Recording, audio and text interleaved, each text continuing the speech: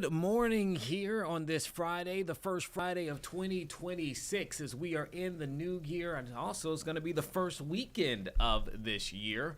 Thanks for watching us for a live Impact News here on 13 News Now Plus, or you may be watching us on YouTube. My name is Eugene Daniel, and I am joined in studio this morning by producer Sarah Calloway. They're waving to the camera, and our meteorologist Hunter Forst, also with a lovely view of the ocean front behind you. I imagine, Hunter, it looks better than it feels this morning. It was a very cold start to the day. Okay. Or it was a typical January It's January 2nd. Yeah, but I mean, it's a beautiful morning, and there's people out there going for a nice stroll. I was gonna say packed. Packed might be not the right word to say. It's not really packed like it is in the summer, but for January, there are certainly more people out there than normal. So it's not a bad start to our morning here. Temperatures right now, as of 10 o'clock, we are sitting in the low 40s. So it's 43 degrees in Virginia Beach. It's 42 in Hampton, 40 in Newport News this morning, 41 in Suffolk, 48 in Elizabeth City, and 40 in Chesapeake. And we were waking up in the mid to upper 20s to low 30s this morning. So it was a chillier start to the day today than yesterday. Right now, though, we're about 2 to 5 degrees cooler than this time yesterday, except in Elizabeth City, about 1 degree warmer this morning. Now, if you have any outdoor plans today, it'll be a little bit warmer than yesterday and a bit less breezy as well. We'll be in the upper 40s by about noontime, and then eventually getting into the lower 50s by 1, 2 o'clock. And that's when we'll also start to see an increase in cloud cover. And by this evening, temperatures will be dropping down into the upper 30s to lower 40s. But also, guys, take a look at, do you notice something? Eugene and I have been talking about it all morning since daybreak. Is it the sunset time? Yeah, Sarah. I was going to let Sarah answer that one. Good job. Thank Yep, you. sunset It's getting finally. later. It's getting later. 5 o'clock. You'll love to see it. Winds more, light out of the northeast at 5 to 10 this evening. But this weekend, Saturday, not looking great. It's not going to be the worst weekend we've ever had, but it will be a cloudy start to our Saturday. And then we're going to see some showers rolling in through the afternoon. Not, widespread heavy downpours, but it's going to be more nuisance, light rain on and off as we go throughout the late morning through afternoon. And it's going to be chilly. Low 40s, nothing worse than a cold rain, especially in January. Not everyone will be seeing this rain. I think our northern areas will stay mostly dry through the day, but southern areas of the peninsulas, the south side, eastern North Carolina, will see these on and off showers. And then by Sunday, it doesn't warm up much, but at least we will be sunny, so that's a much better day. So Saturday is more of like a sweatpants, sweatshirt, watch a good movie day, and then Sunday, if you have, any outdoor things you got to get done, that's a better day for that. But satellite and radar is looking good this morning. If you have travel plans today, things should be looking good up and down 95. But we have this area off towards the west that's pushing in our direction, and that's going to help increase our cloud cover as we head into this evening and overnight. By Saturday morning, it's a dry start to the day. So 7, 8, 9 o'clock, it's cloudy but dry, mid to low 30s. Then we'll start to see some showers rolling in late morning into the afternoon. Could even see a few snowflakes flying around, but not expecting any accumulation. So we're in the upper 30s to low 40s, 12 o'clock, on and off scattered showers. Again, a few snowflakes in the northern areas. And then by 8, 9 o'clock, we start to see those showers winding down. And then we are dry heading into Sunday morning. It's a sunny but chilly start to the day in the low 30s. And we only get into the low 40s by Sunday afternoon. So it is going to be a well below average day on Sunday. Same on Saturday, but at least we'll be seeing some more sunshine. And then we're back into the low 30s by Sunday evening. So if you are not a fan of the cooler weather, if you like the warmer temps, by the middle and end of next week, that's for you. And it's not just us that's going to be seeing above normal temperatures. It's a good portion of the United States. All those areas in red will likely be seeing above normal temperatures, except for out towards the west, where you're in California, Nevada, Southern Oregon. That's where it's looking like we'll be seeing some below average temperatures, and none of that here behind me. See, we will not be seeing. That was weird. It just changed. No, I did that on accident because I was trying to put it on VMixB. And it's No, funny you're because good. I was going to bring it up to be like, not like what we're seeing here. And then I Nope. put it on the wrong camera. That is in Erie, Pennsylvania, everyone. Okay. Erie, Pennsylvania. Sarah, my bad. I was trying to pull it up on one of our cameras to like show you as a surprise. Surprise. They are really seeing that snow coming down. Oof, it is snowy over there. Yeah, it is not going to be like that. That is not our experience No. here in Hampton Roads, Virginia. But Certainly look not. at that. Oh, my goodness. Okay, the screen behind Hunter is now more like it. This is what we're looking at the moment. Beautiful. I would be interested at some point, if you have time, Hunter, to look at what we are seeing in Erie, Pennsylvania from a snowball standpoint, because that looked incredible. I could look right now. Okay. Let's do I that. mean, they are really getting it. I would say just from ballparking it, looking at it right now, just in my experience being in Interesting. Central Illinois for several years, that's at least 7 inches. I wonder if I'm assuming that's 80, maybe 86, Highway 86.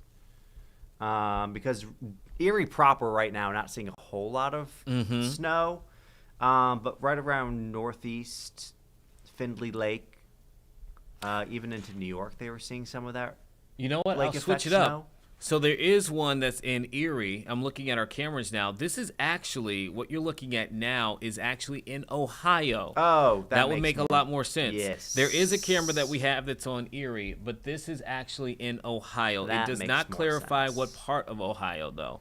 That I camera would- is from the Ohio Department of Transportation. I'm It doesn't going tell us exactly where. to assume it is in this general Okay. vicinity. Mm-hmm. Right around Trumbull, Mentor, Chester, right around Cleveland. So Highway 90. I'm going to take my best guess. Oh, it is I-90 in the top left corner. There you go. Hey. Boom. Boom. There we go. So at least, people are kind of zooming on by. So I'm sure they treated the roads. Of course, they're used to it. Of course, they're over used there. to it. And I imagine that snow had already been coming down now Yeah. for that snow that's on the ground at this point looks like it's been there accumulating for a little bit of Yeah. time, and they had time to treat the roads. Certainly. That's not just snow that just popped in from Right. the last few Yeah. hours. Yeah, it's been snowy there for the last couple of days. That's for sure. That's what it looks like. But if we want to talk about a warming trend, Okay.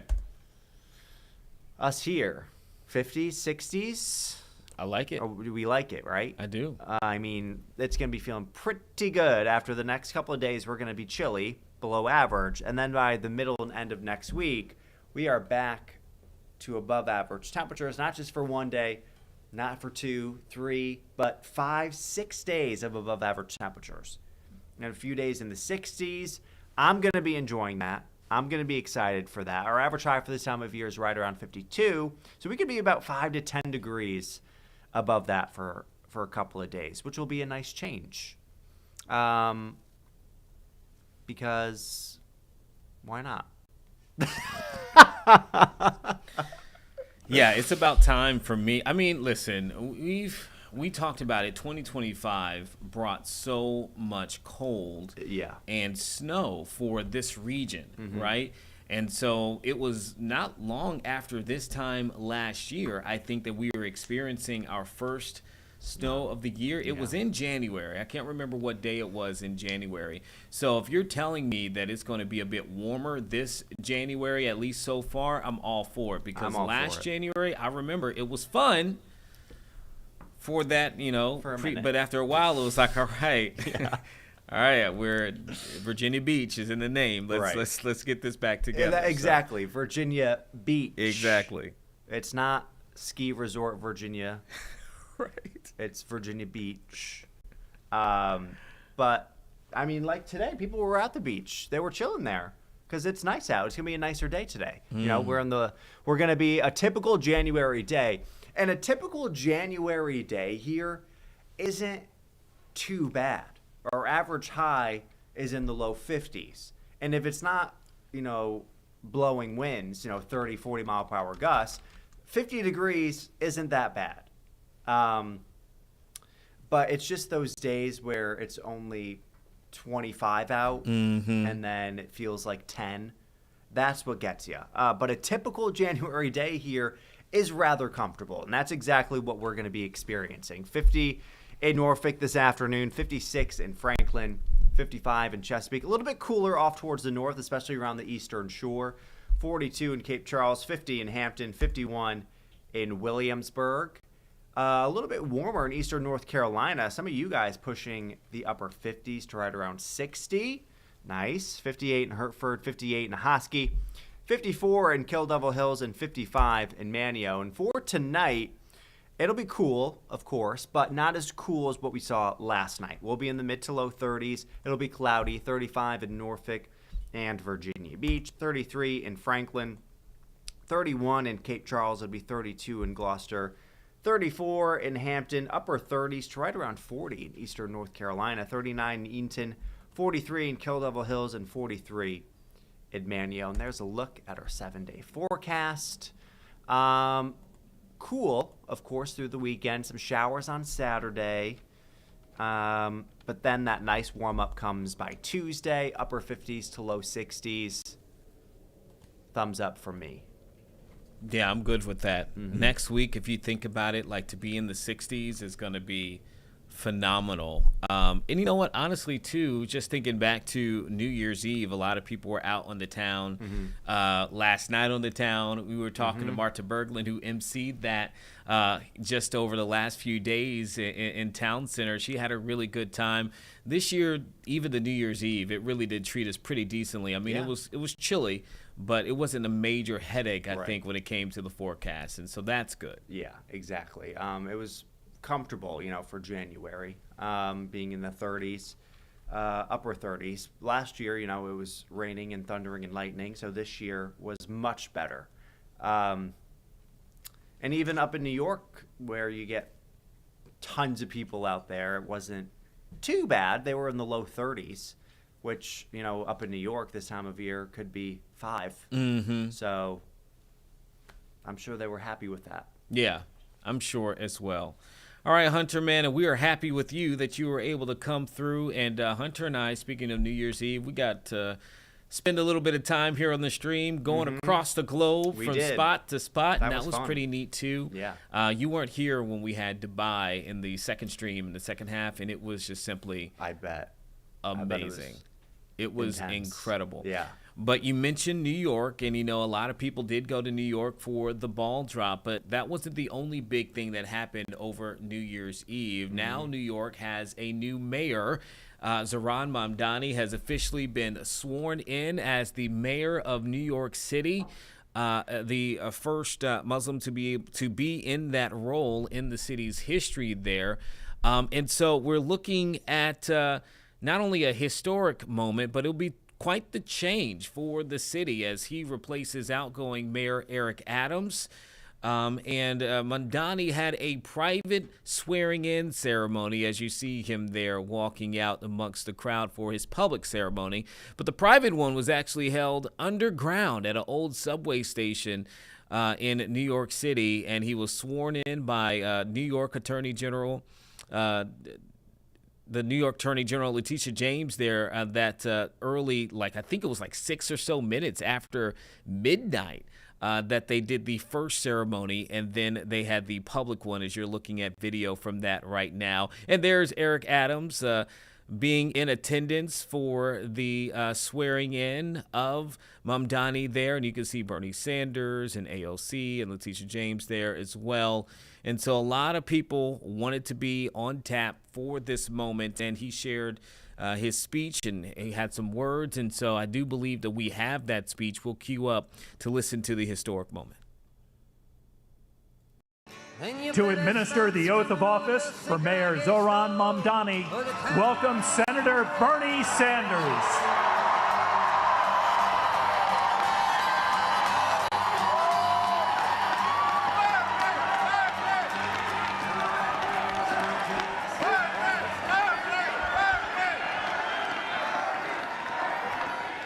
Thank you. Mr. Mayor, thank you very much for inviting me to what has been an extraordinarily moving and beautiful afternoon. And I'm here mostly to thank the people of New York City. At a time in our country's history when we are seeing too much hatred, too much divisiveness, and too much injustice, thank you for electing Zoran Mamdani as your mayor. New York, thank you for inspiring our nation. And now it is my honor to swear in your new mayor.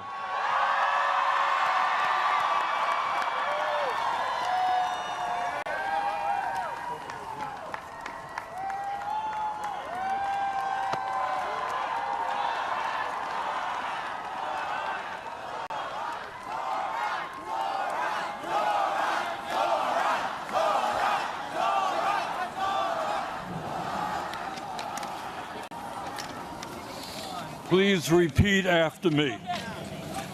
I, Zoran Kwame Mamdani, I, Zoran Kwame Mamdani, do solemnly swear do solemnly swear that I will support the Constitution of the United States, that I will support the Constitution of the United States, the Constitution of the State of New York, the Constitution of the State of New York, and the Charter of the City of New York, and the Charter of the City of New York, and that I will faithfully discharge the duties and that I will faithfully discharge the duties of the office of the Mayor of the City of New York, of the office of the Mayor of the City of New York, according to the best of my ability, according to the best of my ability. so help me God. So help me God.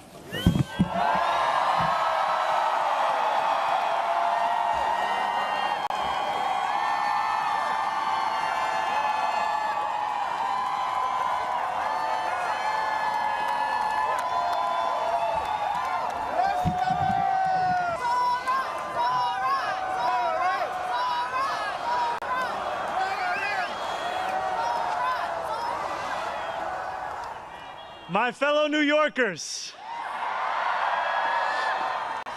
today begins a new era. I stand before you moved by the privilege of taking this sacred oath, humbled by the faith that you have placed in me, and honored to serve as either your 111th or 112th mayor of New York City. But I do not stand alone. I stand alongside you, the tens of thousands of you gathered here in Lower Manhattan, warmed against the January chill by the resurgent flame of hope. I stand alongside countless more New Yorkers watching from cramped kitchens in Flushing and barbershops in East New York, from cell phones propped against the dashboards of parked taxicabs at LaGuardia, from hospitals in Mott Haven and libraries in El Barrio. Regardless of whether we agree, I will protect you, celebrate with you, mourn alongside you, and never, not for a second, hide from you. Thank you to my parents, Mama and Baba, for raising me, for teaching me how to be in this world, and for having brought me to this city. Thank you to my family from Kampala to Delhi. And thank you to my wife, Rama.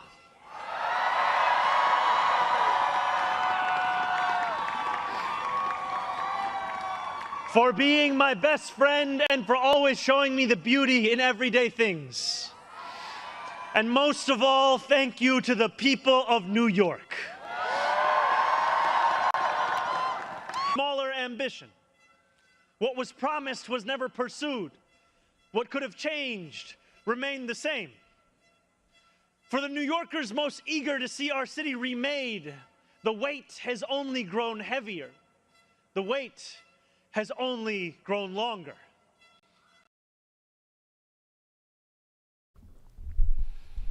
And those are just clips there of his speech. He gave much more in that speech after his swearing in, the inauguration there in front of that crowd, as you saw and could hear.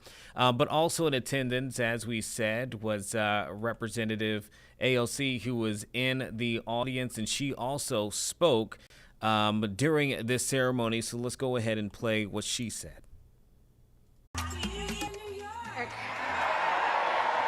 My name is Alexandria Ocasio-Cortez, and it is my deep honor and privilege to welcome you to the inauguration of our new mayor of New York City, Zohran Kwame Mamdani.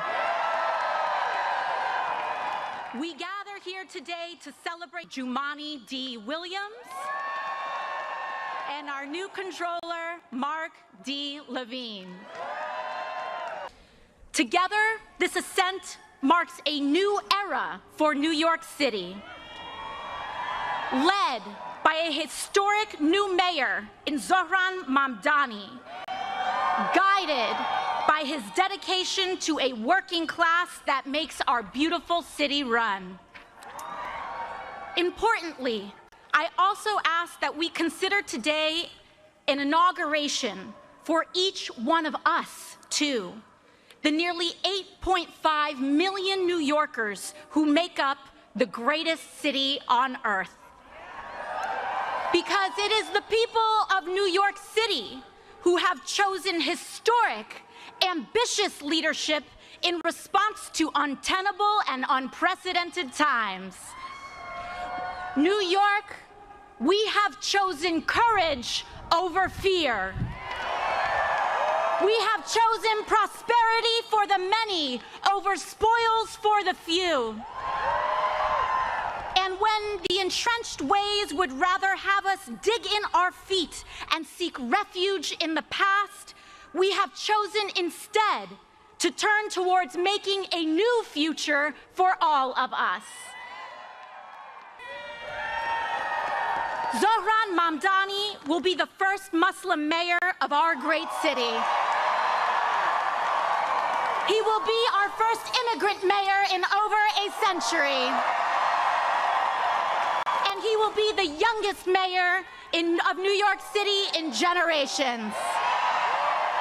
But most importantly, Zohran will be a mayor for all of us. With that, let us extend our deepest well wishes and support. Felicidades.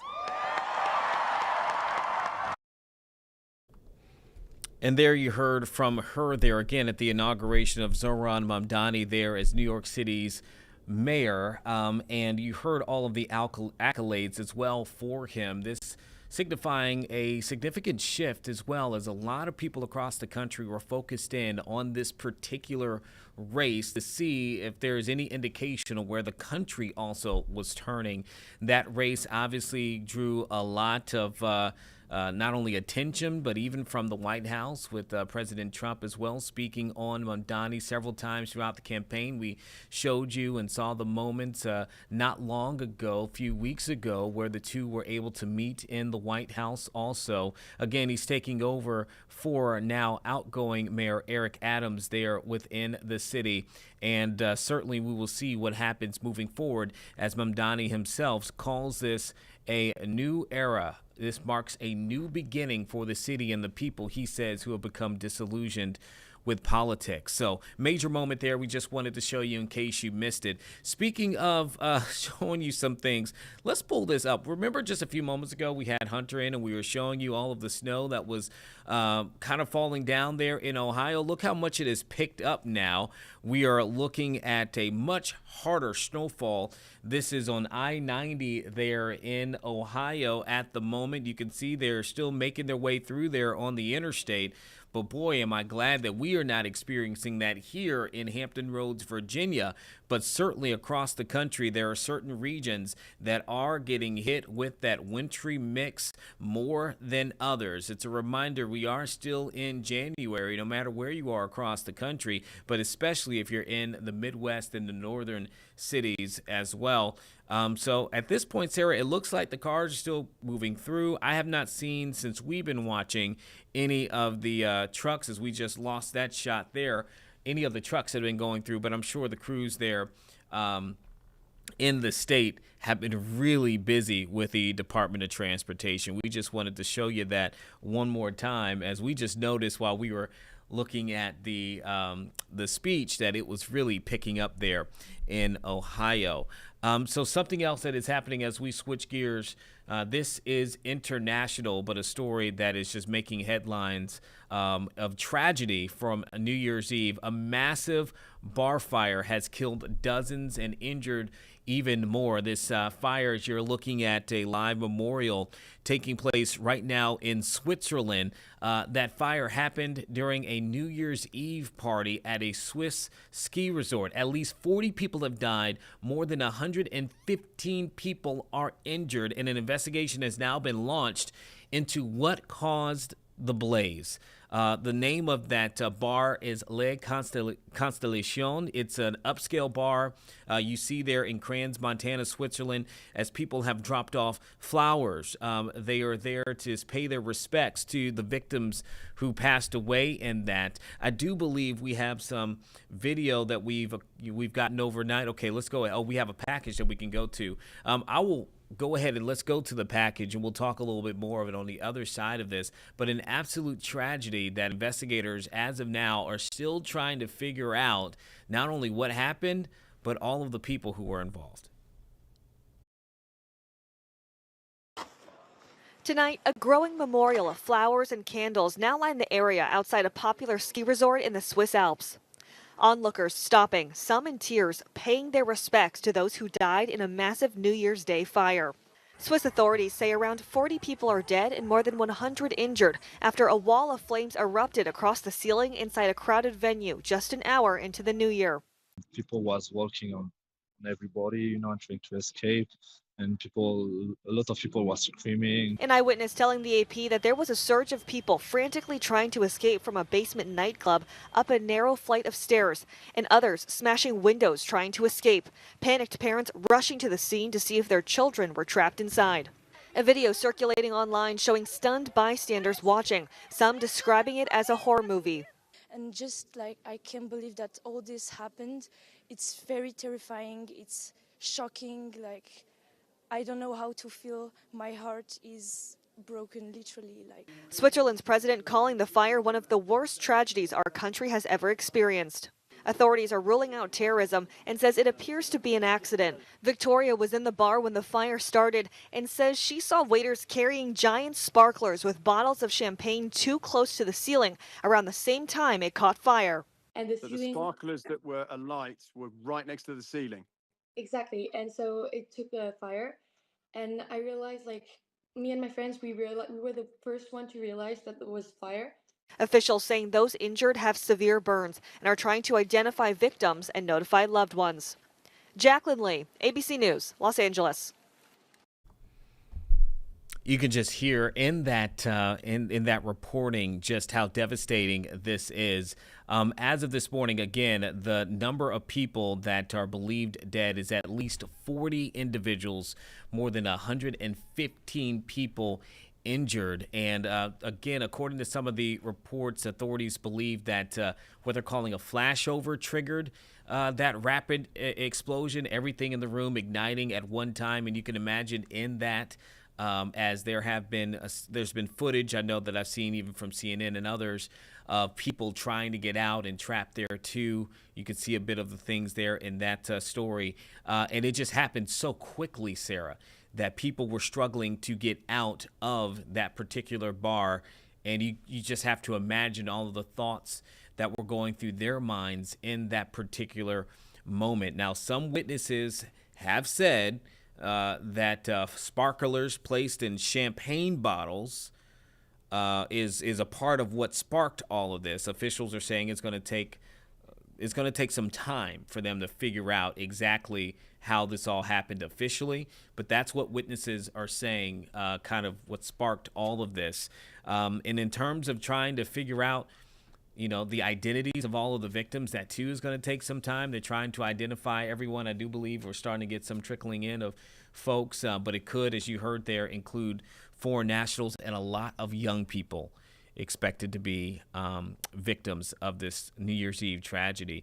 You just think about the way in which they probably approached that night, that day, to celebrate a new year and to experience likely the worst day in all or many of their lives there. Definitely terrible news. Again, as we're taking a live look at the moment, this is in Switzerland, of a mural that's been placed up, a place in which they are honoring the lives that were lost in that fire. I'm looking at it too at the moment. That's why my head is turned. But you can see a small crowd at this moment gathering in, all of the flowers that have been placed there. It looks like cards also that have been placed there at the site of this space there outside of this bar in Switzerland. And I can't imagine. I don't know if we have any historical context. I'd be interested to hear the last time either there or we've seen, certainly in Switzerland, last time we've seen so many people hurt or killed in a fire like this. Sarah, we were reporting, remember talking about a skyrise fire. Remember there were several skyrise fires that happened. This may have been like a month and a half ago in Asia, I do believe. Was it Hong Kong? I think so. Yeah, and there were many people who died in that as a part of that fire. And I think that was maybe right around the time of Thanksgiving, possibly right after. Let's see if I can remember. But I know that immediately comes to mind.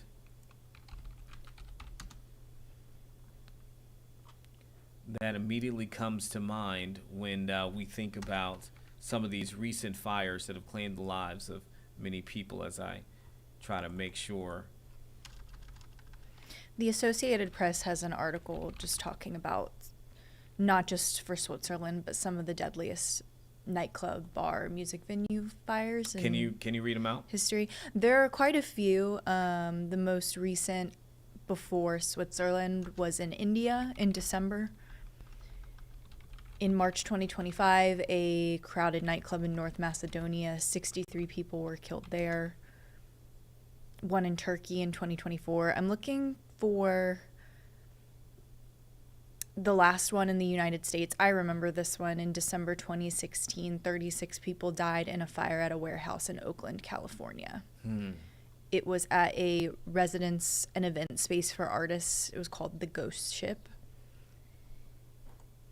And it happened during an electronic music and dance party, and it moved so quickly that victims were trapped on an illegally constructed second floor.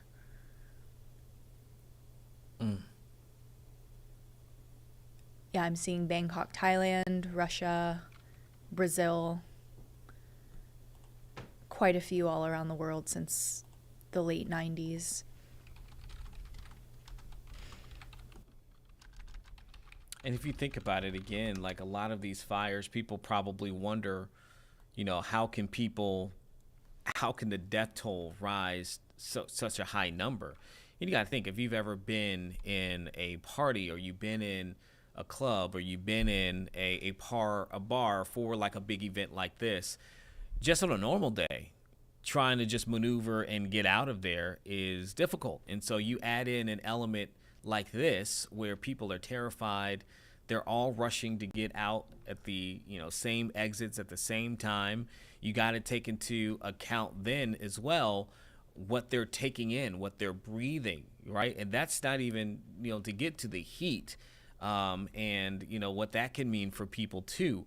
And so there are a lot of factors in this. I'm sure that investigators are going to be looking into immediately to see not just what exactly happened to spark it, why it sparked so quickly and why it spread so quickly, and also probably looking at the infrastructure of the bar in itself, where things in place to where people could get out, quickly or in a timely fashion. Sometimes you can do everything you can, but when you have so many people rushing in at one time, we know that it can be difficult. I did look up, you were right, Hong Kong, and it was November 26th is when it took place, around Thanksgiving time, and the number in that particular blaze for those high-rise apartment complex had jumped to 161 people that died in that fire. And so it was the deadliest fire in the world in more than 4 decades. And here we have, obviously, another fire that is not nearly as deadly, but also we're seeing in this case more than 150 people have either been killed or hurt. So it is significant, and I see that you pulled videos. We have a look back there at that high-rise fire that happened. Again, this was in Hong Kong back in November 26th. I just said it killed at least 161 people. There were many who were injured, and I remember at the time of our reporting, we were looking at all of that, as you see the materials on the outskirts of it, and we later determined and found out that it was bamboo that was being used by the construction companies of that particular high-rise to make improvements and to some of those, and that we were, likely contributed to how quickly the fire was able to shoot up in that building. We also learned that there were a lot of elderly people who lived in those high rises too, so people just were not able to get out of that facility. There were people who were arrested as a part of that too, and so that investigation is still ongoing at this point. But just looking at those images again for the first time really in a few weeks, Sarah, again, I think your just heart goes out to those families and these families here in Switzerland who are starting off the new year in just complete grief and tragedy in a way in which you would never want anyone to experience. So a tough day as we await more to hear who are the people that were impacted, getting identification from the victims, and obviously learn more information about what happened. So pretty terrible. Okay, I think we can switch gears a little bit here, Sarah, and we can talk about a big story that is taking place here in the United States, and that is regarding healthcare. It is January 2nd, and so that means that the Affordable Care Act extended enhanced tax subsidies have officially ended.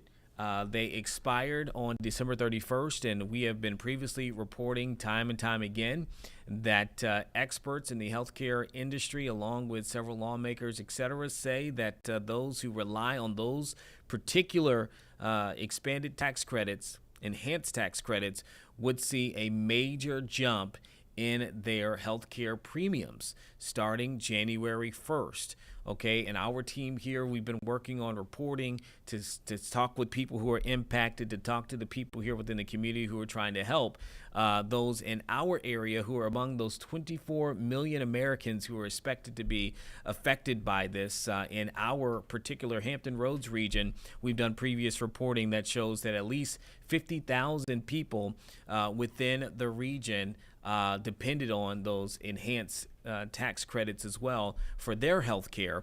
And we have been just talking with different people on and off here in the last several weeks, looking at the various options. If you recall, there at least a month and a half ago, we were coming out of the longest ever government shutdown in U.S. history, in which the main point that was driving contention between both sides were those tax credits. We didn't get a resolution out of that, but a promise for a vote. We got a vote in the Senate. 2 different bills pushed by Democrats and by Republicans both failed. The House eventually put together a GOP healthcare bill that did not include extension of those tax credits, though there are Republicans, including Congresswoman Jen Kiggans right here in Virginia Beach area, who have advocated for extending the tax credits at least for 2 years with certain stipulations. The Democrats want to push it just as it is for 3 years, and that we are expected to get some form of vote on in the House before the end of this month. Now, whether or not it passes, that's one thing, and then what happens in the Senate once it gets there is a whole different thing. But here we are right now, still no clear resolution on what will happen with those tax credits, though there's bipartisan support, at least at some level, to try to extend them. Okay, so we know that right now we're in the space where what we've been talking about is scheduled to happen with people experiencing, those who depended on those, experiencing some higher healthcare premiums. There's also been reports that a lot of healthcare insurance through companies expected to also rise a bit too. So a lot of those things we're bracing for now in 2026. But a few weeks ago, we talked with one of our economic experts, Bob McNabb from Old Dominion University, and this was around the time where the Senate was looking at different plans, and we had just had someone from the healthcare research facility, KFF, talking about what we can expect. And here was Bob McNabb giving a little bit of a history lesson and a little bit of perspective when we're looking at what could potentially happen when it came to those tax credits. Well, first of all, you can use data in different ways, right? The speaker can be correct, and the Kaiser Family Foundation that you just referenced can be correct. If I look at the amount of subsidies and I look at the total programmatic cost of insurance in the United States or Obamacare, those subsidies would be a relatively small percentage. However, if I look at the average premium of people on the marketplace, who are a relatively small percentage of the overall health insurance marketplace in the United States, then those subsidies reduce costs significantly. So both are correct, it's just a different perspective. What I'm seeing in terms of the conversation, especially now that we have a draft bill from the Senate that you referenced is going to be voted on tomorrow, and what I suspect will be coming out of the House, is the Senate proposal and likely the House proposal will not be extending the Obamacare subsidies, but a replacement of those subsidies with high deductible plans and health savings accounts. And the problem is that what evidence we have in terms of what used to be called risk pooling, right? We want everybody in the health insurance pool because you have healthy people, you have sicker people, and that on average lowers premiums for the sick people, and maybe the healthiest people pay a little bit more, but you never know. If you're in your 20s, you get in an accident, all of a sudden you need health insurance, right? So that risk pooling approach is the way to lower that cost of health insurance for everybody.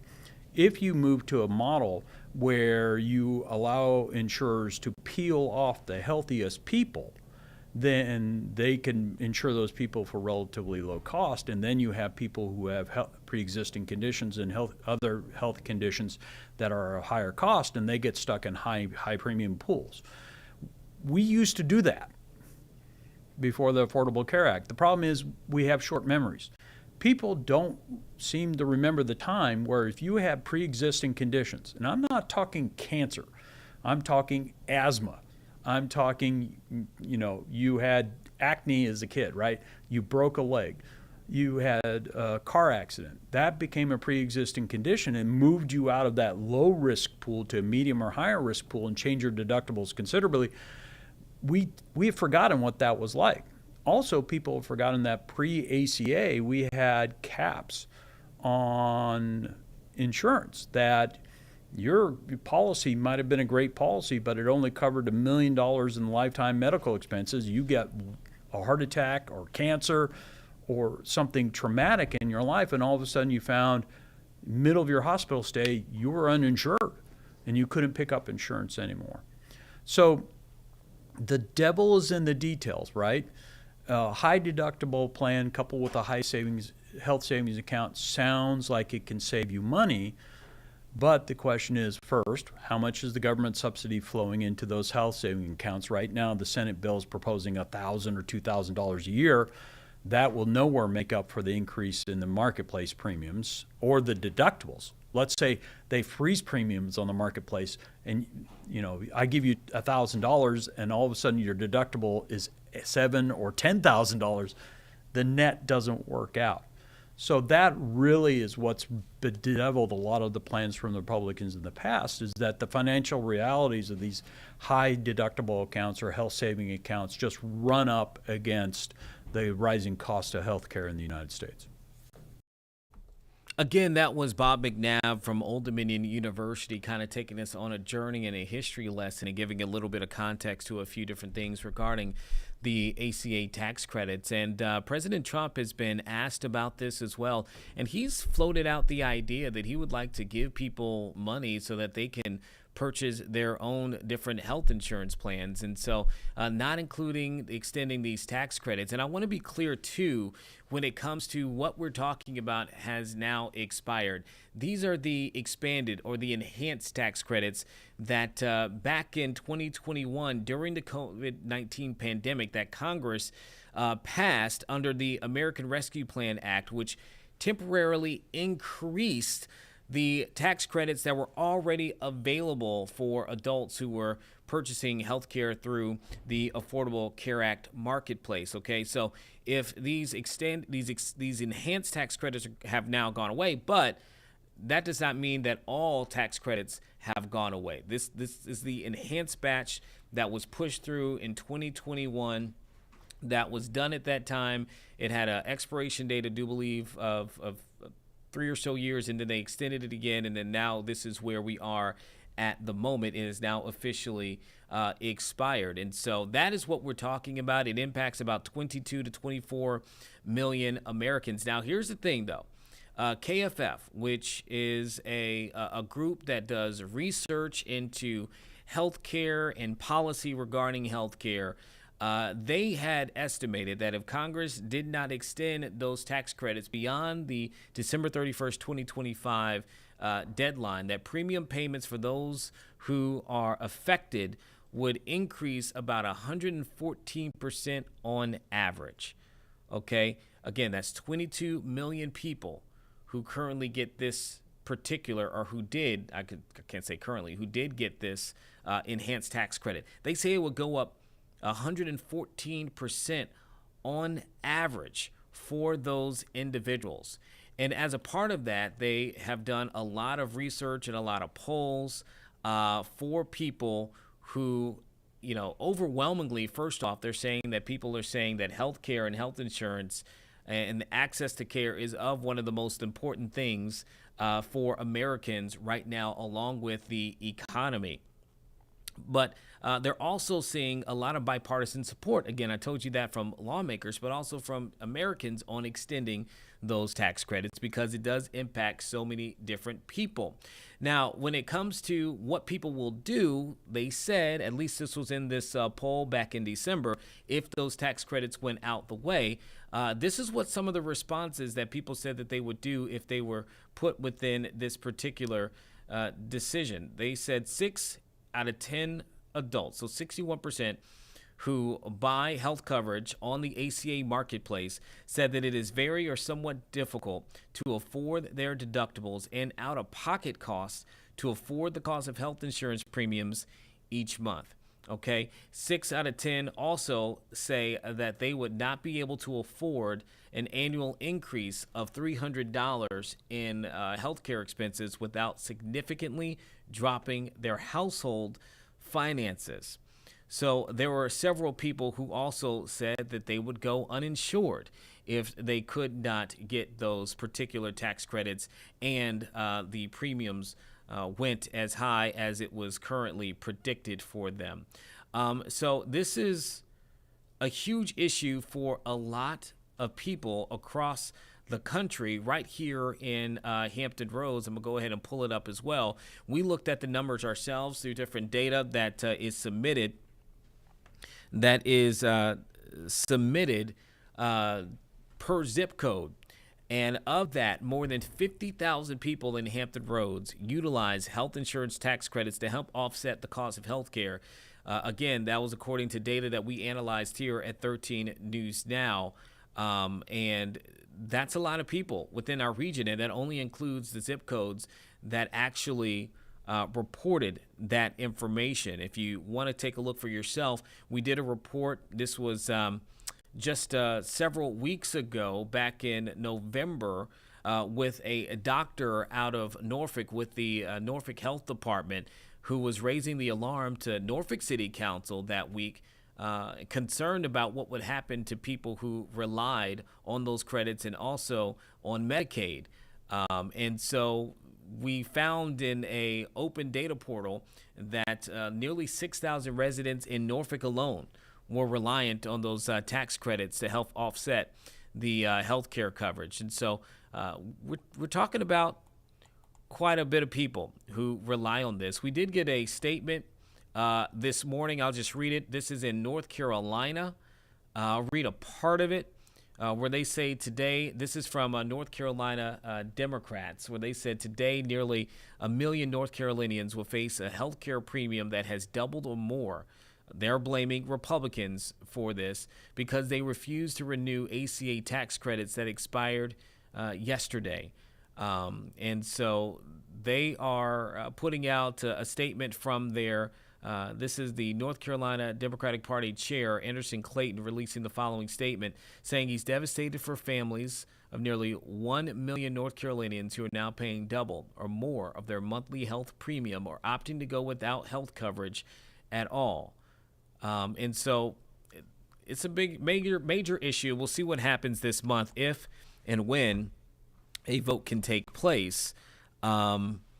In the House is what we're expecting here in January. But again, what happens with that and then what happens once it could potentially get to the Senate, that's an entirely different question. So we'll see if that makes any leeway. Give me one quick second to talk with Sarah real quick, and I'll be right back here on the stream.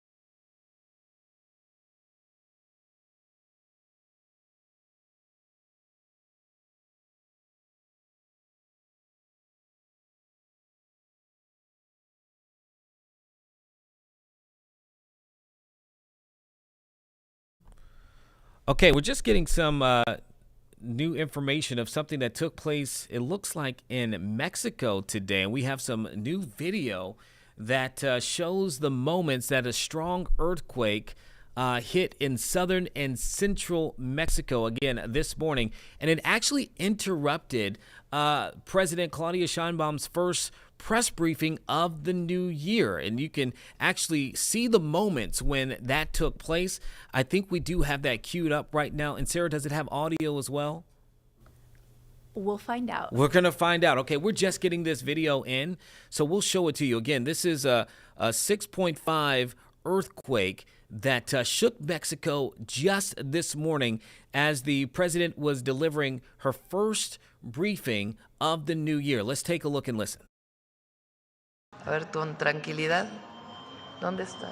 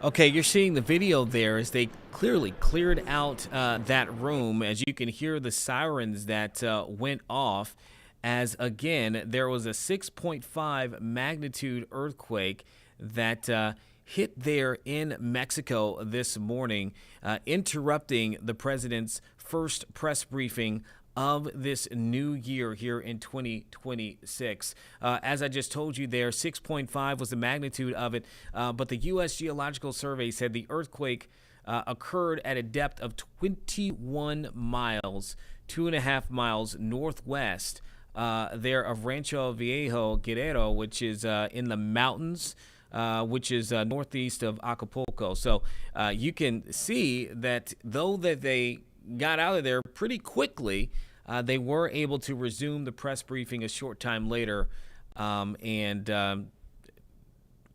We are seeing now from reports from Associated Press, there was no serious damage reported at in the area. So that is certainly good news. We're seeing also reports that people who are in the area, people who live there and tourists, even in Mexico City and that surrounding region, apparently I'm looking at photos and things in which people rushed into the streets when it began to shake. They're just trying to, I guess, feel it for themselves or see if it is what they thought it was. And I don't know if you've ever, Sarah, been in have you ever been in an earthquake setting where something has happened? You can feel have you ever experienced an earthquake? No, well, when I was moving into my college dorm, my freshman year, that was when there was one that hit Virginia. And it was a small one, but I know people who are like, oh, I felt it. But, I was moving in furniture, all this stuff into my dorm, so I had no idea that it happened until later. Yeah. This was well, I don't know if I want to give the year, but this was a long time ago. Quite a bit. Not that long, Sarah. Not that long. Yeah. That's interesting. I've never, I sat there and I thought about it. I mean, I imagine it's something that I would remember, but no, I've never experienced an earthquake of any kind that I can recall.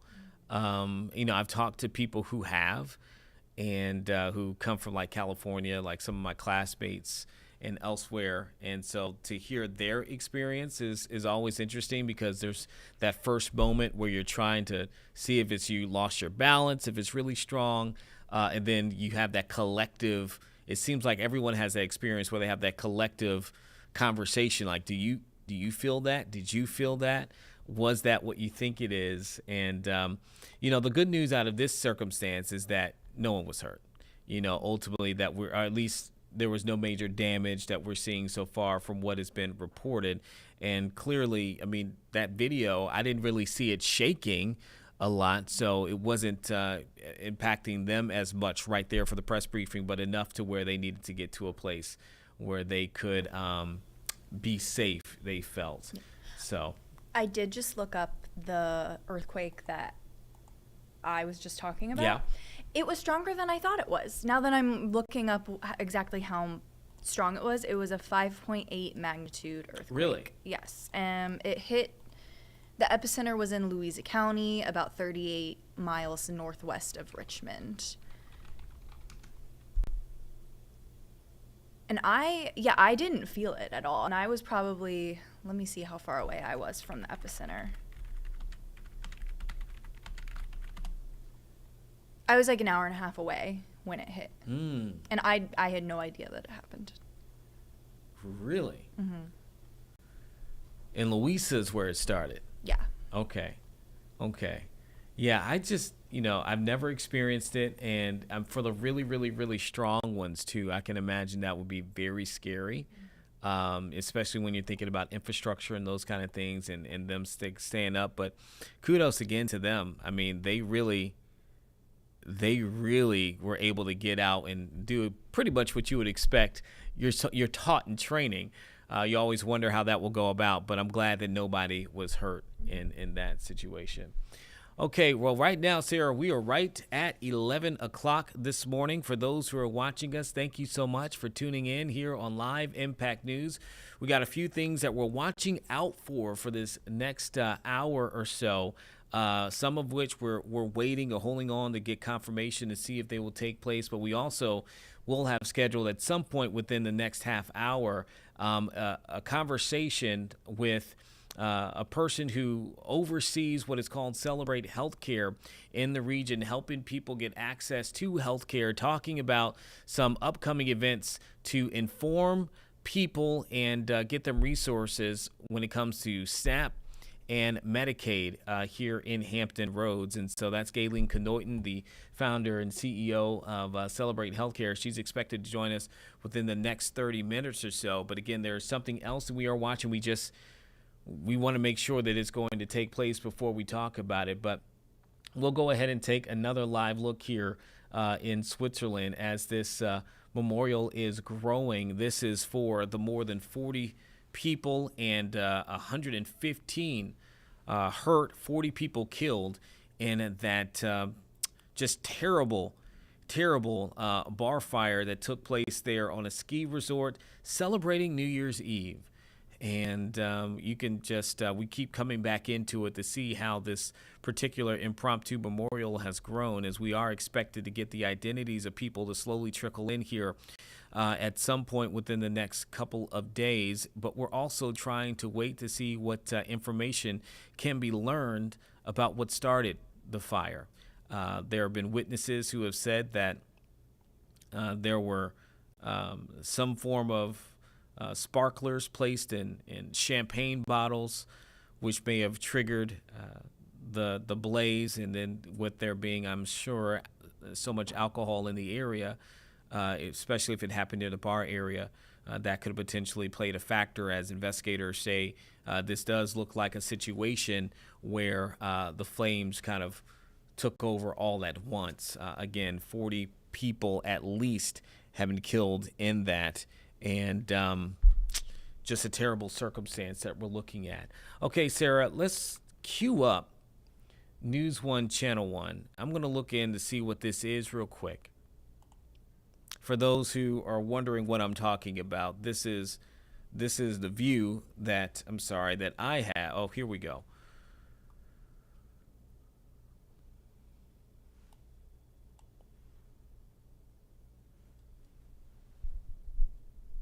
Now, I'm trying to make sure this is correct. Now, according to our information that we have, this is a shot that is live outside of the Trump International Golf Course in West Palm Beach, Florida. And you can see, obviously, a massive caravan that is coming up to the facility right now. And so we saw the activity, wanted to go straight to it.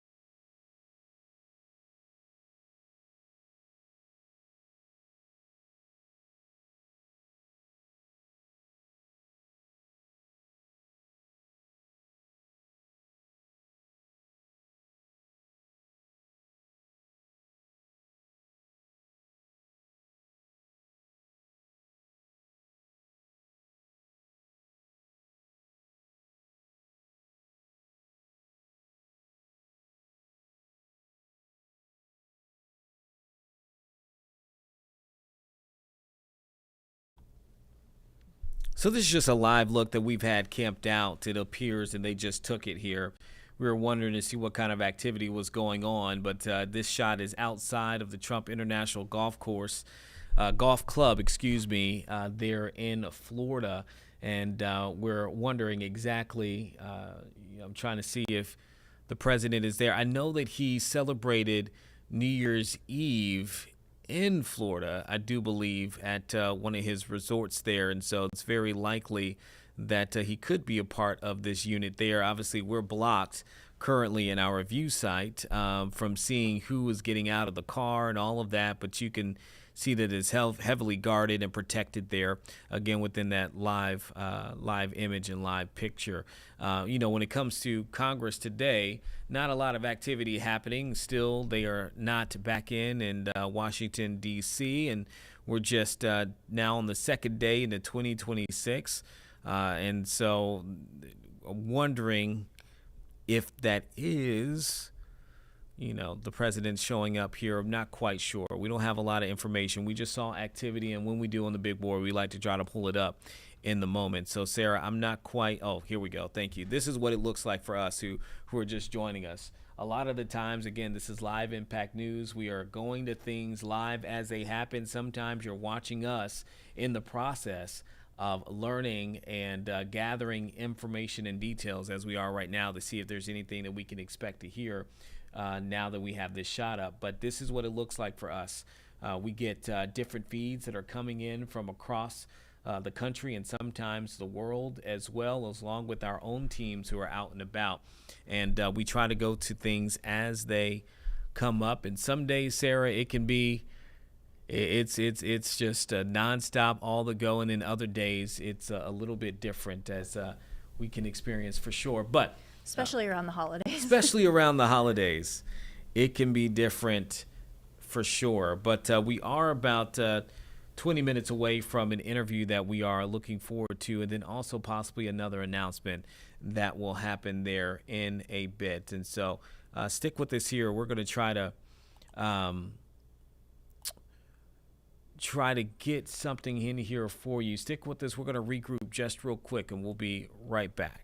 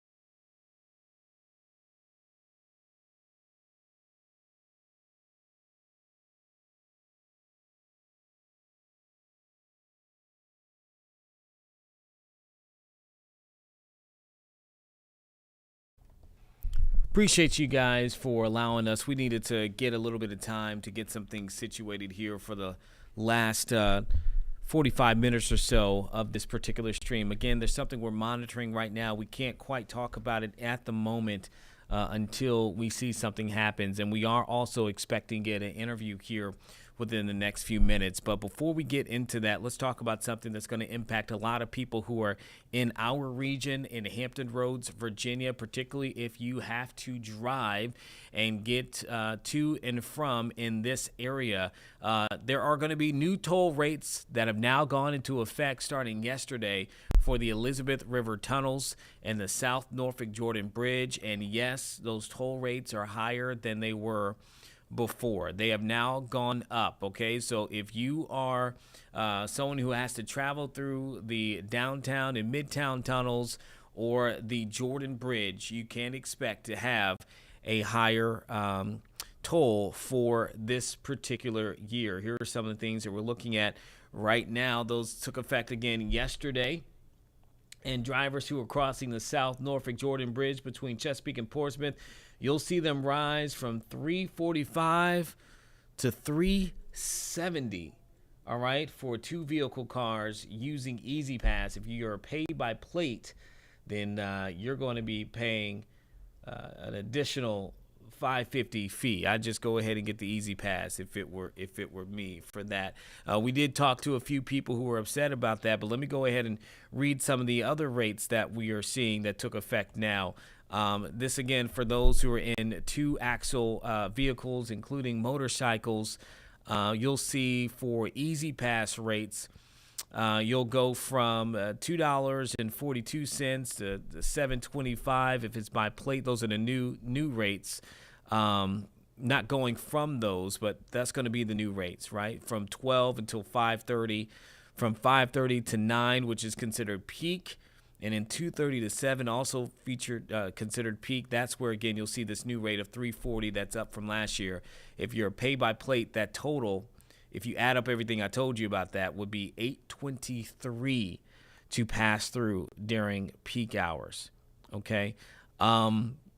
For the downtown and midtown tunnels, off-peak toll rates will apply on weekends and on New Year's Day, Memorial Day, Juneteenth, July 4th, Labor Day, Thanksgiving Day, and Christmas Day. So when we look at why we have these tolls, we went ahead and asked the groups responsible. They say, listen, tolls help pay for operations and maintenance and also debt from $2.1 billion in improvements that they completed in 2017, including at the Midtown Tunnel. There is some relief for those who are eligible because I know we've had people who have called in and sent messages about this and asking questions. There is a toll relief program. Portsmouth and Norfolk residents earning $50,000 a year, I think under $50,000 a year, can get 100% off up to 14 trips per week. So you can have free trips up to 14 per week, while other residents in Hampton Roads earning under $65,000 can receive a 50% discount for those amount of times. If you want to enroll in that because you like to save money, as do I, then you need to do so in person. You also have to have a proof of residency and of your income. Easy Pass and having toll apps will also help to get some savings there. So, again, I think at this point it's been a few years in a row, Sarah, that we've seen some form of increase. If I'm not mistaken, I know we've reported, I'm fairly sure last year and the year before that. So this is something that has kind of consistently happened for folks here. Again, having more access to toll relief certainly does help for folks, but the people we've interviewed so far just out and about in the community, not exactly too happy to have to pay a little bit more, and it's understandable from that standpoint. If you do want to get more information and again to learn if you qualify for relief, you can go to the Drive ERT website, or you can just go to our website, 13newsnow.com. And so when you add in that, Sarah, you know, people do have to travel to and from work across, the bridge and through the Midtown Tunnel, Downtown Tunnel, you're going through, from Portsmouth to Norfolk and such. And then you look at gas prices, that can add up, if you really need that for to travel, to get to work and do whatever you need to do. So let's take a look here. I know you had pulled up, speaking of gas prices, what it's looking like in our region. What are we seeing right now, Sarah?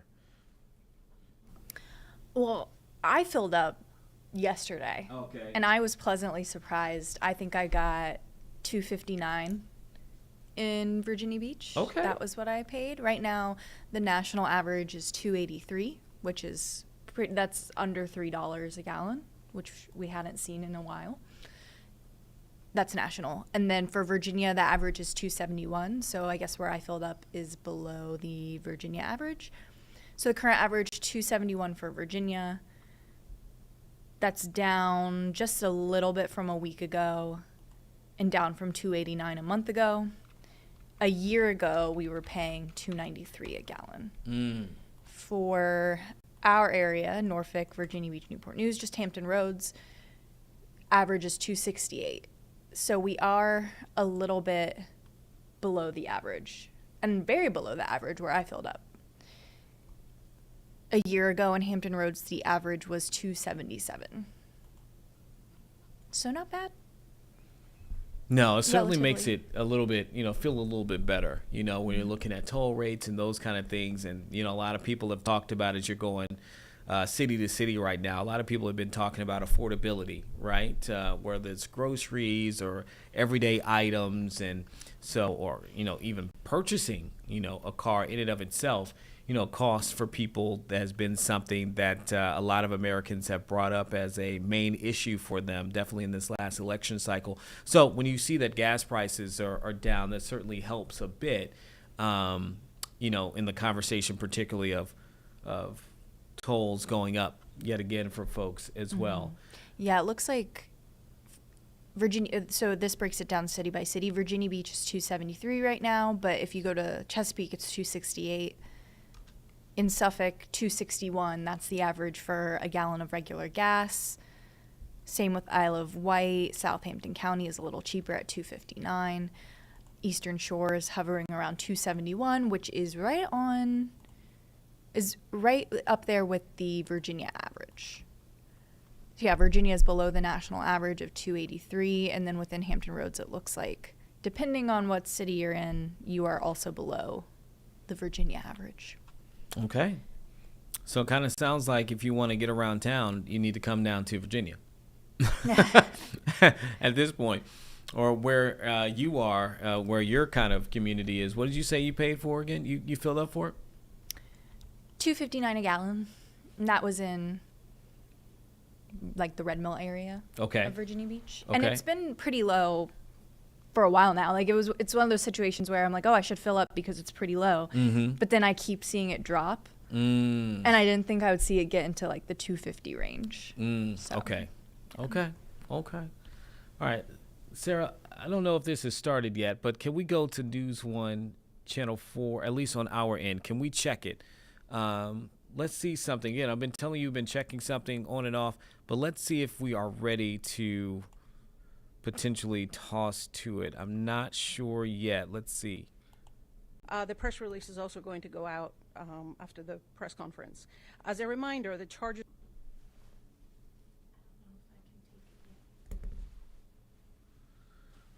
Okay, I'm not sure if we can take this yet, but as soon as it happens, we do want to. I promise you it is something that if we could tell you about it ahead of time, we would. But I'm not sure that we can. I don't think that it is formally started yet, but we are awaiting some form of press conference to take place here in a matter of minutes. And once it happens, you'll understand a little bit why we have not stated anything about it ahead of time just yet. But we are just kind of watching and monitoring this situation that hopefully we'll be able to provide a bit more clarity about here in a few minutes. Okay, while we do that, Sarah, I do see this. It appears even more people have shown up for this memorial that's in Switzerland. We've been going in and out of that scene as we've been getting the images of people who are paying their respects and paying tribute to the more than 100 people who were hurt and 40 people who died in a fire that took place at a bar there in Switzerland at a high-end ski resort. Right now you can see as candles have been placed on the ground. I'm not quite sure off the top of my mind what time it is in Switzerland. Let me look up right now and see the exact time. But this is something that took place at a New Year's Eve celebration. And there were people inside of this bar. It is currently 5:22 there, so it is early evening. As you can see, maybe it's getting a little bit dark at the moment. People have been continuously bringing in candles. It looks like having moments of silence. I've seen cars and letters that have been dropped off. Also, as families are grieving and awaiting identification of their loved ones, which authorities and officials there in the Swiss area say could take some time, as they're also trying to figure out exactly what happened to cause all of this. And Sarah, in the reporting that we've been getting out, we've been talking about how, we have heard from witnesses there that it was sparklers and champagne bottles that may have caused the initial igniting of everything, and then it spread really quickly according to officials there within the area. So you can see people just kind of standing around, not quite sure, obviously if these are folks who are connected to the individuals bringing flowers and roses there, or these are people who simply heard about what happened and wanted to share in giving their condolences. But certainly just a tragic start to 2026 for all of those families who are involved in that region.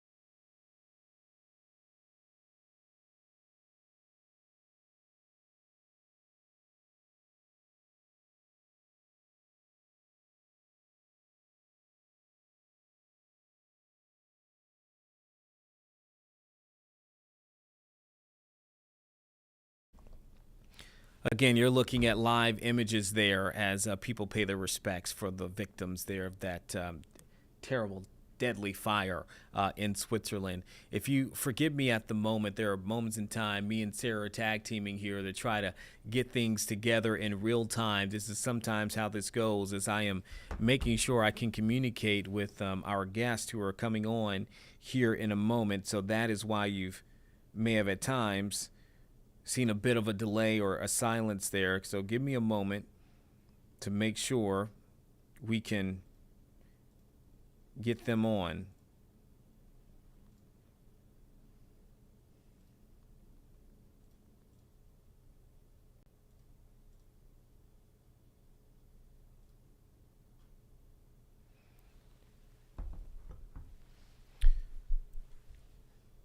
And as soon as they are up, we will do that. And also, we are expecting a press conference to take place any moment now, too, that is expected to have significance, that we just can't speak too much to at the present moment.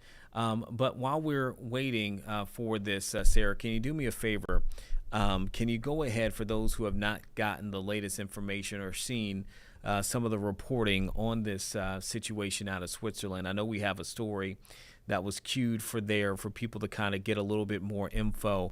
Let's go ahead and play that to kind of set the stage for those who are just now kind of tuning in and trying to understand what exactly happened there for this New Year's Eve gathering in Switzerland and setting the stage for what this live look is all about.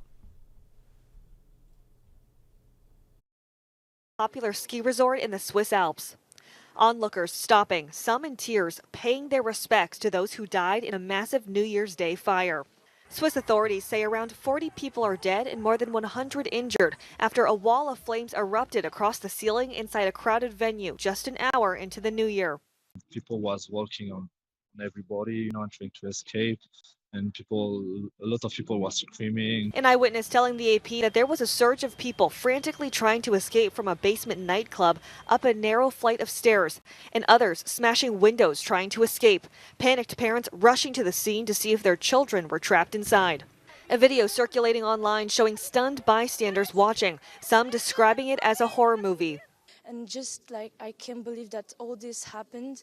It's very terrifying. It's shocking. Like, I don't know how to feel. My heart is broken, literally. Switzerland's president calling the fire one of the worst tragedies our country has ever experienced. Authorities are ruling out terrorism and says it appears to be an accident. Victoria was in the bar when the fire started and says she saw waiters carrying giant sparklers with bottles of champagne too close to the ceiling around the same time it caught fire. And The sparklers that were alight were right next to the ceiling. Exactly. And so it took a fire, and I realized, like, me and my friends, we were the first one to realize that there was fire. Officials saying those injured have severe burns and are trying to identify victims and notify loved ones. Jacqueline Lee, ABC News, Los Angeles. So that kind of sets the stage for what you're looking at now. As you saw a video that was brought together from overnight in the last several hours, and that brings us to the live images there as dozens of people standing outside of that location in Switzerland to pay their respects to those who died in that fire. That report done also, I believe that I hear Jacqueline Lee. Is that Jacqueline? So Jacqueline, former WVEC reporter here in Hampton Roads, now working for ABC Network. And so she was able to be there, or at least to cover this situation, in which, again, we've seen reports from witnesses describing the moments that everything happened. We've heard from officials as their investigation is underway, and it's going to likely take some time, not only to figure out exactly pinpointing what happened, what caused, what could have been done to prevent it, but also even just identifying people is going to take some time. And then also when you identify them, understanding where they're coming from. You know, if you have people who could be from all across the country who may have been there for this particular event to bring in the new year, we don't know who all was in there in all of the countries that could have been represented as well.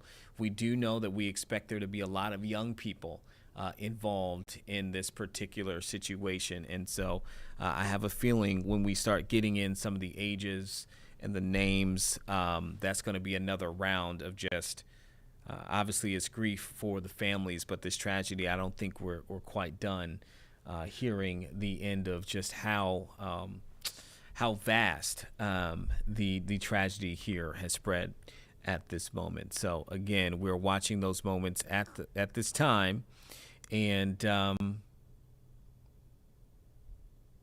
here we go. I think we're actually getting some new information about this. We'll keep it up, Sarah. Let me see if this is something that is new. Just saw a ticker that came in from ABC. And it appears the newest information that they have put out is what we have been saying, is that investigators probing into this fire. This literally just came across from ABC News at this resort bar. Are now looking into the possibility that it started from sparklers that were too close to the ceiling.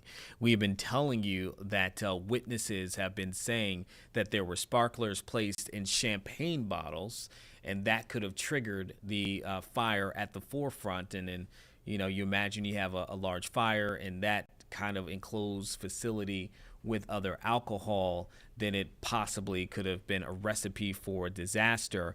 The attorney general for that area told reporters just moments ago that investigators were still conducting interviews and going through evidence from the wreckage at that bar. Remember, the name of that is Le Constellation in Crans, Montana, Switzerland, as you see there on your screen.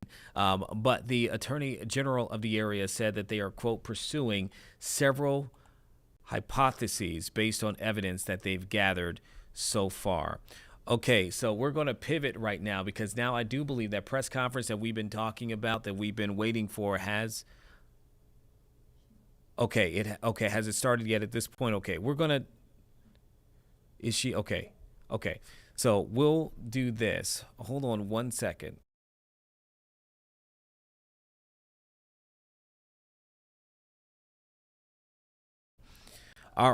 Okay, we just need to be on the same page here real quick. Okay, this is what we're going to do.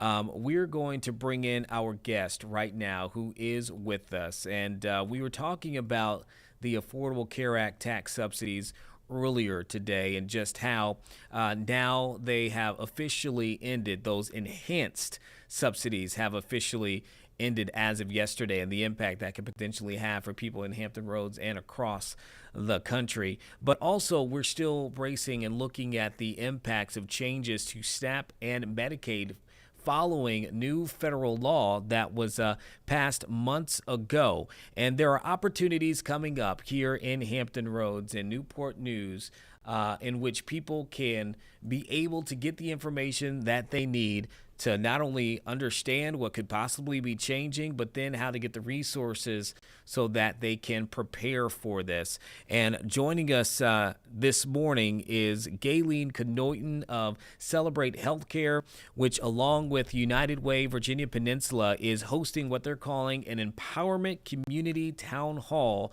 to navigate the changes in SNAP and Medicaid post this legislation that was passed. Gayleen, thank you so much for joining us this morning. Thank you for having me today. Happy New Year.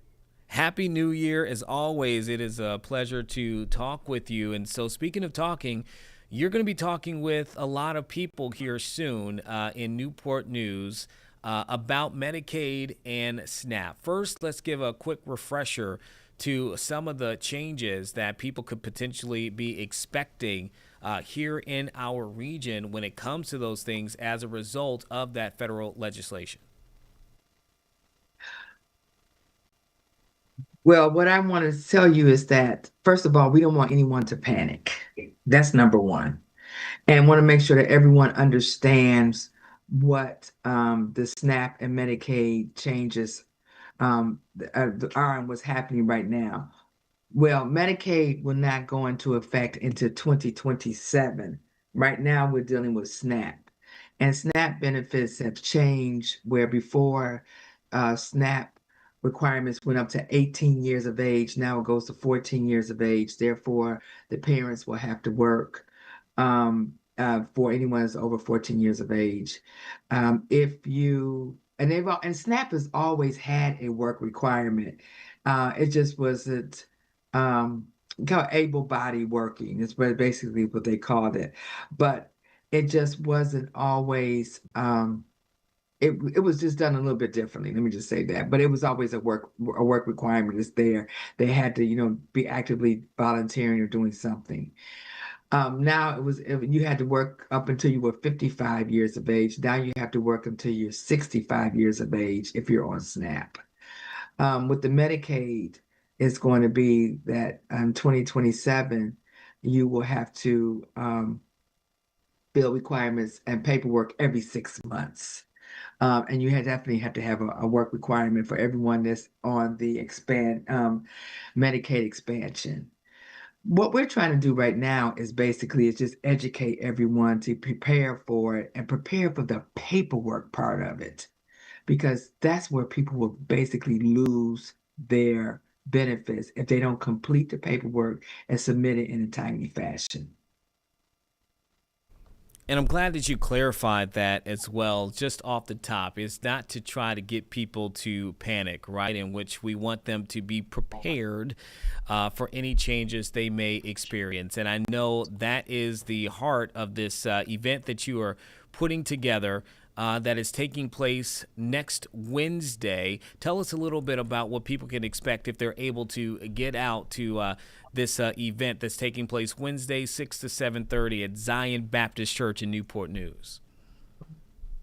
So we're having an empowerment town hall, and we're going to do a series of town halls, not only throughout Hampton Roads, but throughout Virginia.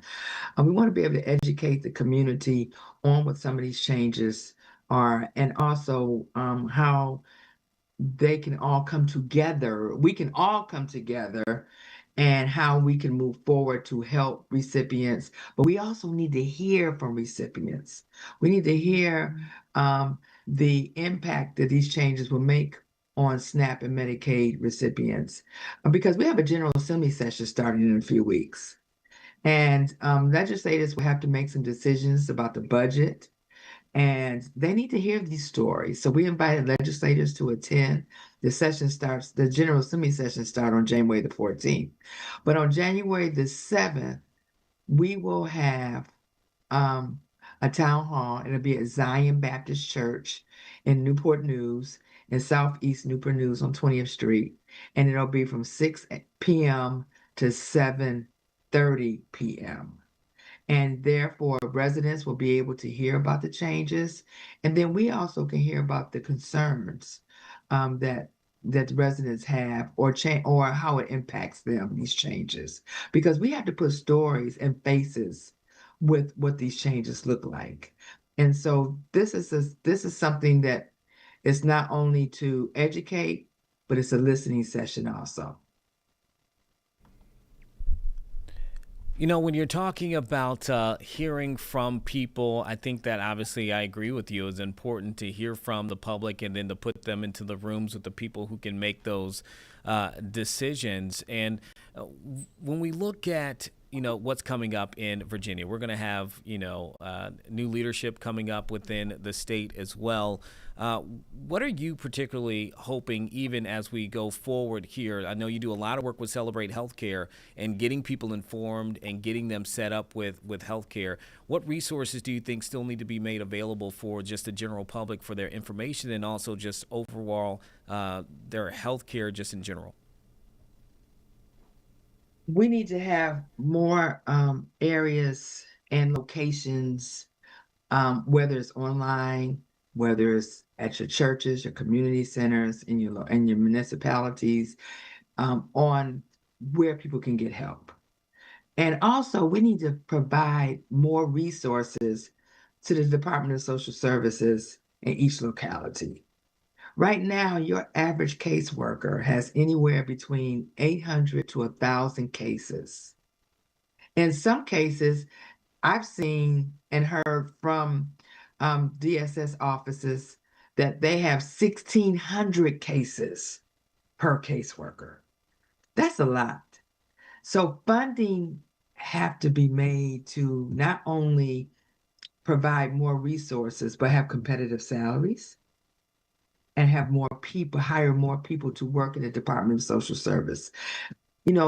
Social services, to me, and from what I hear, let me just say this, when they come to our listening sessions and when we have our stakeholder meetings, it's a thankless job. People are upset because they can't get a hold to them when they call the number at the office, or maybe a caseworker doesn't get back to them in a timely fashion. But they don't realize how many cases that each caseworker have, and not enough resources to help them be able to do their job effectively. And so we have to be patient with them. So we have to be able to advocate for more resources to be in our Department of Social Service offices and make sure that we have competitive salaries. Also, we have to come together as a community and decide how are we going to help these recipients with their work requirements, volunteer hours. How are we going to help them with their paperwork? And I often said that it's almost like voter registration. When you do voter registration drives, you have to go online and you have to complete the training because voter registration change, but the voting laws change every year. If we do the same thing with Medicaid, and SNAP helping with paperwork, and it's got to be a privacy clause. I really understand that, so we have to have some kind of navigation. But to give the basic information and know what the basic information is, and can have that training to be able to help people with their paperwork, because people are busy, and these recipients, they are very busy, just like everybody else is busy. But as a community, it is our job to help them be able to complete the paperwork and turn it in on a timely fashion. So I'm hoping that the state will expand their common health line that they have. It's a number that you can call, and online where you can get resources. I know that United Way and other nonprofits are going to have opportunities for volunteer hours, realizing that many nonprofits can't handle a lot of volunteer hours because they don't have the staff to keep up with all the paperwork. So we also are looking at employers to be able to employ these recipients as well. They have to do at least 20 hours a week. So we're trying to get ahead of the game. But right now we are in the game with SNAP benefits. And so we want to make sure that everybody understands the changes and they be able to meet their requirements and get their paperwork in on time. Well, Gayleen Knoyton, CEO of Celebrate Healthcare, thank you so much for coming in and all the work that you always do. Again, that opportunity to learn more about Medicaid and SNAP changes, that will happen Wednesday, January 7th, 6 to 7:30 at Zion Baptist Church. That's on 20th Street in Newport News. That'll be a town hall featured as well. And then you have another event that's going to be January 9th. That is in Williamsburg. Just a quick moment. Could you tell the time and a little bit of information? We got maybe like 20 seconds, Gayleen. Okay, so this is a stakeholders meetings for nonprofits, businesses, faith leaders, and organizations. It's going to be it's a breakfast from 8 a.m. till 9:30, and it's going to be in Williamsburg at the Virginia Peninsula Community College Historic Triangle Library campus in Williamsburg. All right, and as always, I know that you can get more information from them by visiting celebratehealthcare.net. And, of course, I think we'll be probably sharing some information with our platforms, too, here at 13 News Now. Gayleen, thank you so much. Again, Happy New Year. Happy New Year. Bye-bye. All right, bye.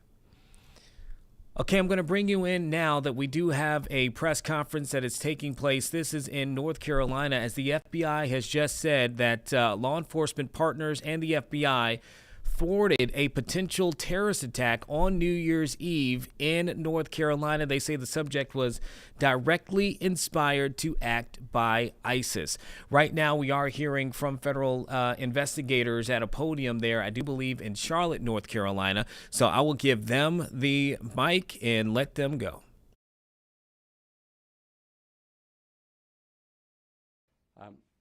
This investigation highlights the very real threat posed by people who self-radicalize online and are inspired by jihadist ideologies espoused by foreign terrorist organizations. They seek to attack soft targets with easily accessible weapons and with little to no warning. To further complicate this threat, we have seen that most successful attackers radicalize in a time span of between 1 and 4 years, and they typically mobilize to act in less than 3 months. The FBI continues to work tirelessly to combat the threats of terrorism for the American people every day. But our partnerships are not limited to just law enforcement agencies. We rely on the communities we serve and encourage the public to contact law enforcement when they see or hear something that doesn't seem right. I also have this personal message. If your child, relative, friend, or neighbor is sliding into a dangerous ideology, you'll be the first to see it. And together we can stop it. The threats we face are bigger than any one law enforcement or intelligence agency requiring everyone who hears this message to work together to keep people safe. I want to thank the members of the Joint Terrorism Task Force that sit over here today for their diligent effort. We spoke, I can't tell you the number of hours, and this is not an attaboy to the FBI or our partners. They worked nonstop for about 14 days, 24/7, digging through everything we had and keeping surveillance on this subject so we could intervene if he were to potentially attack. Through Christmas Eve, every single day, all weekend. So thank you for your commitment to keeping America safe. With that, turn it over to Mr. Ferguson for any questions you may have. Well, thank you. And let me reiterate my thanks to the Joint Terrorism Task Force, to the Mint Hill Police Department, and, of course, to the prosecutors in my office who worked on this. So, Jennifer, yeah. Can you clarify where the planned attacks in Mint Hill, like which grocery store and which restaurant this was expected to take place at? I don't believe it's public yet which grocery store and which fast food restaurant. I can tell you they were in Mint Hill. And as the investigation moves forward, I'm sure that will become public, but it's not at this point. It's on still under investigation. One more follow-up Sure, of course. Make sure I understood that correctly. Did you say that the arrest took place after he received medical attention? Did I hear that correctly? No. So the FBI went to a state magistrate judge to try to get him involuntarily committed for medical attention, and it was denied by the state magistrate. Thank you. Whether he got medical attention after that, I don't know. Yes. Hi, Joe Rosette Gemma. from Charlotte Observer. I was wondering, why did the judge, magistrate, deny?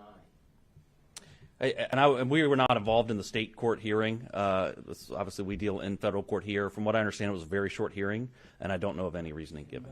Yeah, that was Monday night. Late Monday night. In Mint Hill or Mecklenburg County? Charlotte or? Mecklenburg County, correct. Hunter, yeah. Hunter with Channel 9. Following up on that, Burger King is listed in the actual document with a grocery store nearby. The only grocery store nearby is Harris Teeter. Is that confirming it? So the subject worked at Burger King. There, I believe, are a number of grocery stores within the vicinity, and we're not quite there on the exact plan of his attack, but you're on the right path. Okay, and was this a lone wolf attack, or was there any connection to any other plots that have been foiled across the country here recently? Yeah, that's a great question, and this subject was working alone, we believe, at this stage in the investigation, but what's interesting about that is he didn't think he was working alone. He had contacted two different members that he thought were ISIS and working with him, obtaining firearms for him. They happened to be undercover agents, so he was working alone, but it wasn't his intention to work alone. So, yeah, Katie. Russ Katie with WBTV. You mentioned the grandfather had tried to prevent an attack before. Were they aware of his recent posts on social media? Did they know anything about his recent planned attacks at all from their investigation? I don't have any indication the grandparents were aware of the social media posts. What we do know is that the grandfather secured the knives in the home, secured the hammers, tried to make sure that Mr. Sturtevant did not have them, and yet when we executed the search warrant, they were found under his bed. So, thank you. Jen. Jen Cordell from Queen City News. Just wondering if the grandparents are going to be facing anything or if they're cooperating with you on this. Obviously, they knew something was up, but did they do enough to be okay? That's a great question. The grandparents have been interviewed, and our investigation's ongoing, and we'll see where it goes. But right now, and especially in the very urgent part of this, we've been focused on Mr. Sturtevant. Hunter, yeah. In here before that 2022, where he went out to try to stab neighbors, and his grandfather stopped him, it said that before that he had pledged allegiance to ISIS. Is there any reason why he wasn't charged? I know he was psychologically examined, but why did he face any charges? Yes, it's a great question. That was, and I'll let you weigh in on this too. I'll note that he was a juvenile at that time. He was 14, and I do think we're very fortunate he was 18 now because it makes it a whole lot easier to bring charges. I think you had something to add. No, I think that covers it. Okay. Thank you. Yeah, Diane. Sorry, just following up on that too. Was that something known at the time in 2022 that he was trying to stab or kill a neighbor, or was that determined at a later investigation? No. The FBI opened an investigation into Mr. Sturtevant in January of 2022. And we conducted a a logical investigation. The case agents actually are sitting here today, and these same case agents picked up the investigation a couple weeks ago. Are you all considering any other charges as well? We're always considering additional charges. And so in this case in particular, because this is a very early and an ongoing investigation, we are certainly investigating and looking at other charges, whether that's a firearm charge or some other charge. Right now, we feel confident we have this charge, which is attempted material support of ISIS, but we'll see how the investigation unfolds from here. Thank you. Yeah, definitely. Hunter. Question for Chief. Of course. If you would. Certainly. I mean, we see this in parts of our country, but you never think it's your own city. This is Mint Hill that is now afforded ISIS terrorist attack. What are your thoughts on all of this? Truly, I believe that's everyone's famous last words. It's never going to happen here. It will never. That can't be my neighbor. It can happen anywhere. Yeah, Diane. I know that he spoke with two undercover agents. Did he actually ever have any interactions, do we know of, with actual members of ISIS or terrorists or anything like that?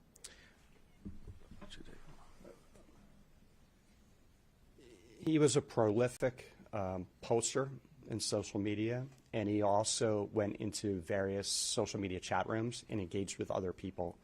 We are leaving no stone unturned here. Our investigation is not over at all. We are looking to find out if there are any associates, if there are any friends, if there are any people he were working with, whether it's domestically here in the United States or overseas. We have ruled out additional threats from him in the United States. We are communicating with domestic and international partners for potential other avenues of investigation. Russ, Katie, and we just saw that forwarded attack in Seattle as well. Should we be concerned about this becoming a persistent problem in the Western District of North Carolina? I sure hope not. I mean, I think that we should feel comfort that the FBI was there and that this defendant not only encountered one undercover agent, but encountered two, one with NYPD and one with the FBI, which I think shows you what's going on behind the scenes to protect the public. Of course, everyone should be vigilant. We all know the adage, if you see something, say something, which seems kind of ridiculous at this point, but it remains true. It's little things that sometimes bring these things to the attention of law enforcement, so I hope people will do that. And like Mr. Barnacle said, in situations like this, it's really family. It's family. And monitoring, especially your children's online presence, where this defendant was on TikTok, in chat rooms, communicating with people. So remain vigilant, but I think go to sleep feeling safe at night because law enforcement is there doing their job. And just one more follow-up question. Historically, we have seen this targeting New Year's Eve events like we saw on Bourbon Street. We just finished the Truist Field celebrations. Do we know why he was targeting the grocery store chain at all, or is that not public yet? We don't know why. I can tell you from my view, New Year's Eve is where the American way of life is on full display. We're celebrating how wonderful it is to be here and all that this country has given us. And I think for a terrorist, that is a ripe opportunity to attack that way of life. Yeah, we do have some intelligence that he was looking at a grocery store because there would be a lot of people there. He knew there would be a lot of people there grocery shopping, which is why we said that in our remarks. He was looking for a high-profile place. There's a couple grocery stores in Mint Hill. He wasn't set on just one. He was looking at multiple, whichever one had the most people in it. Yeah. Hey, Anna. So you mentioned that he was arrested on New Year's Eve, correct? Correct. What was the, setup for, if the attack was planning to happen on New Year's Eve and he was arrested, then what was the setup there to prevent that? So we had multiple plans in place to make sure he was not a free man on New Year's Eve and could not cause public harm. And so that included the seeking an involuntary hold for mental health purposes, which was denied. Ultimately, the arrest was made on New Year's Eve to make sure that he was safely behind bars on New Year's Eve. We did that by getting a criminal complaint from a magistrate judge late in the evening, a federal magistrate judge, and that's why it set up this process where that was under seal until today. He had his initial appearance. He will still get a preliminary hearing where he could put on evidence to say there was probable cause or not to detain him, and a detention hearing where a judge will decide if he should be detained pre-trial. So did you believe that the attack was hours or days away? Was there any anticipation there?